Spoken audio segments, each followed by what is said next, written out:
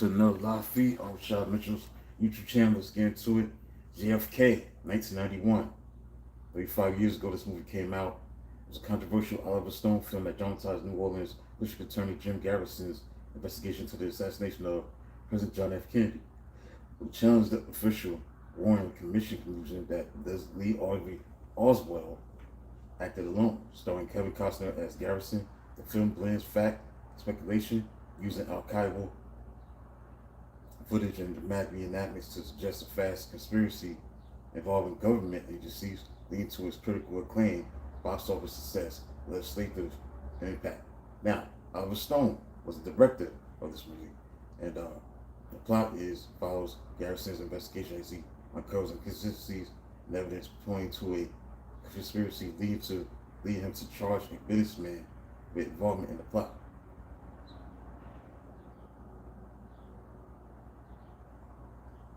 Combines documentary style footage with dramatic reconstructions using black and white color to create a complex, disorienting narrative.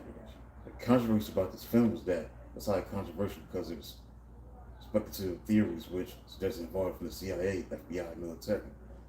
The accolades from this movie gained a lot of accolades. It won 2 Academy Awards for Best Film Editing, Best Cinematography, and was nominated for Best Picture. The film is credited with popularizing conspiracy theories and contributing to the passage of the JFK Act 1992, which mandated the release of assassination-related documents. So this movie came out on December 20th, 1991. Starred Kevin Costner, Kevin Bacon, Tommy Lee Jones, Laurie Metcalf, Gary Oldman, Michael Rooker, J.O. Sanders, and Sissy Spacek. $40 million budget is what this movie is made on, and led to great box office success, $205.4 million. Now, despite the controversy, JFK received critical praise for its performances, editing, the score, directing, cinematography. It gradually picked up momentum at the box office after a slow start, grossing over $205 million worldwide, making it the 6th highest grossing film in 1991 worldwide and Stone's highest grossing film to date. So it was nominated for 8 Academy Awards, including Best Picture, won 2 for Best Cinematography, Best Film Editing.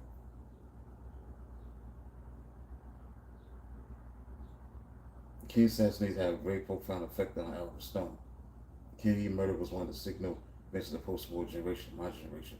Stone met Garrison and grilled him with a variety of questions for 3 hours. And Garrison stood up to Stone's questioning, then got up and left. His prodigy impressed the director. Stone's impression from their meeting that Garrison made many mistakes, trusted a lot of weirdos, and followed a lot of fake leads, and he went out on a limb way out.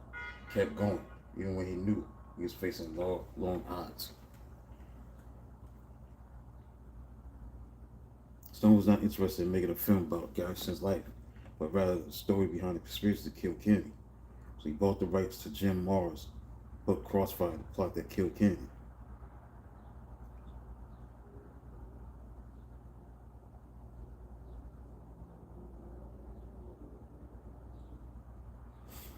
When Stone set out to write the screenplay, he asked Scholar, who else edited Morrow's book, to co-write it with him, still the Garrison Morrow's books, and Rosconi research into a script that would resemble what he called a great detective movie.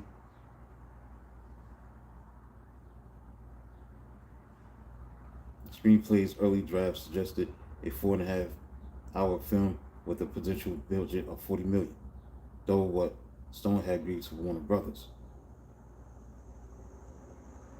As far as the casting of this movie, trying to cast the role of Garrison, Stone sent copies of the script to Kevin Costner, Mel Gibson, Harrison Ford.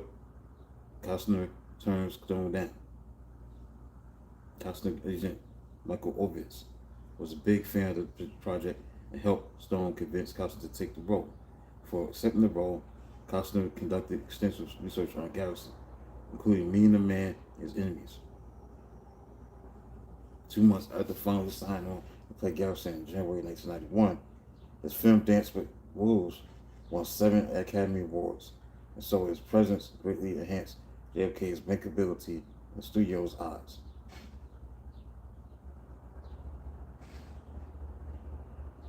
Tommy Lee Jones was originally considered for another role that was ultimately cut from the film.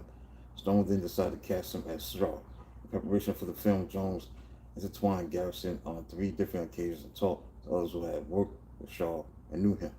Now, Stone originally wanted James Woods to play David Ferry, but Woods turned it down.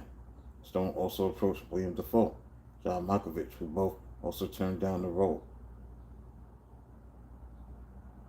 Stone considered Marlon Brando for the role of Mr. X, which eventually went to Don Sutherland.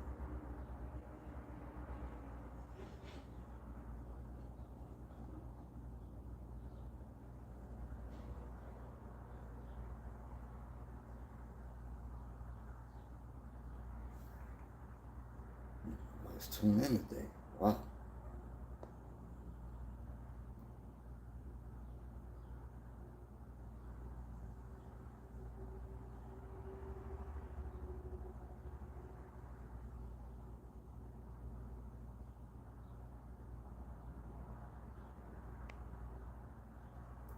Time magazine ranked it the 4th best film of 1991, including it in the top 10 historically misleading films of 2011.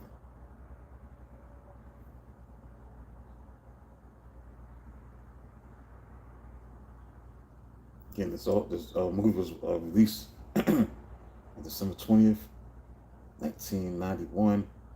Its first week release, it tied Beauty and the Beast for 5th place in the U.S. box office, and its critics began to say it was a flop.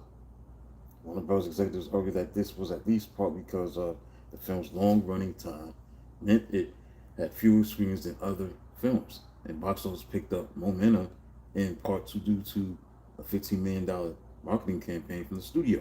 By the first week in January 1992, it had grossed $550 million worldwide, actually earning $200 million worldwide, $70 million in the United States during its initial run.